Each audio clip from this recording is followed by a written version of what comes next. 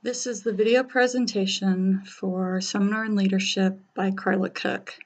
My project was based on Queen Elizabeth I of England. She was marked as the illegitimate child of Henry VIII. This was prompted by her half-sister Mary, who was queen before her. Mary felt that Elizabeth was illegitimate due to the fact that Mary's mother was divorced by Henry, which was seen as illegal by the Catholic Church.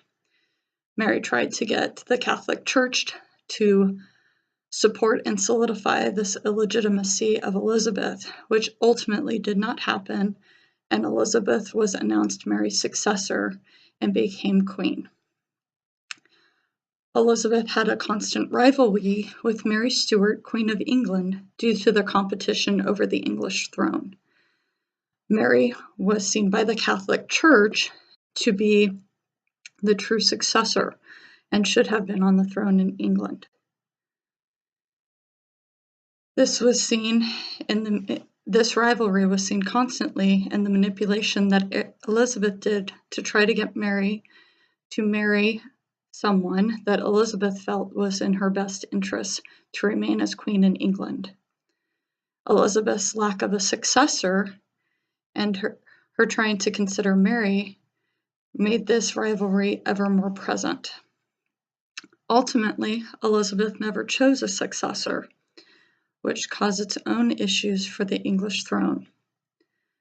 Elizabeth very much focused on herself. She decided ultimately never to marry, even against the advice of her Privy Council. Even considering her faults, Elizabeth had several leadership qualities. Her leadership, of course, was based on bloodlines, which was normal for royals at that time. She had positional power based on that title as queen. With the use of coercive and reward power, she was able to maintain her position. This was especially noted in how she dealt with Mary Stuart. She did show some of the 5 personality factors, such as extroversion, with her ability to socialize and be assertive in her decisions, as well as conscientiousness in her organization, control, and decision-making abilities. She was not known as the most agreeable queen, and her insecurities and hostilities showed her high neuroticism. By the Katz model, she would have been considered top-level management as queen, with a focus on human and conceptual skills. She mostly focused on the conceptual skills on how to accomplish her visions and goals as queen. Her focus on herself and the focus on going to war for 18 years just to prevent a rebellion shows the authoritative compliance leadership style, where she was focused on herself rather than the needs of her people. From the path goal leadership style, she was a very directive leader because she focused on giving orders to her followers. This was seen in the way she tried to force Robert Dudley, whom at one point she had thought to marry, to actually try to marry Mary Stuart, in that way controlling Mary's future. And part of that deal was to try to get Mary to agree to marry Dudley and be her successor, which would mean Mary would not go after Elizabeth's throne while Elizabeth was alive. Elizabeth had a stranger phase of leader-member exchange, as she did not create relationships with those around her. Rather, she focused on telling others what was expected and focusing on the goals that she had and dictating what others did.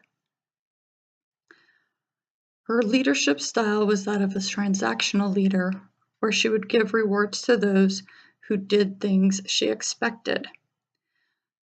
On her defense, transformational leadership style had not yet even been developed or discovered. She did what she did based on what she had been taught by her father and those around her.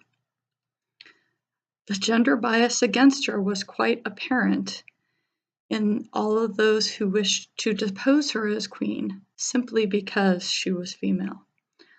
John Knox was one of the prime candidates in this, who also went after Mary Stuart, who was Queen of Scotland. She had to fight against the stereotypes that a queen could only rule if she had a king or a man behind her. She fought against this prejudice of all the men who were a part of her royal court and her privy council, who felt that a woman was incapable of ruling independently.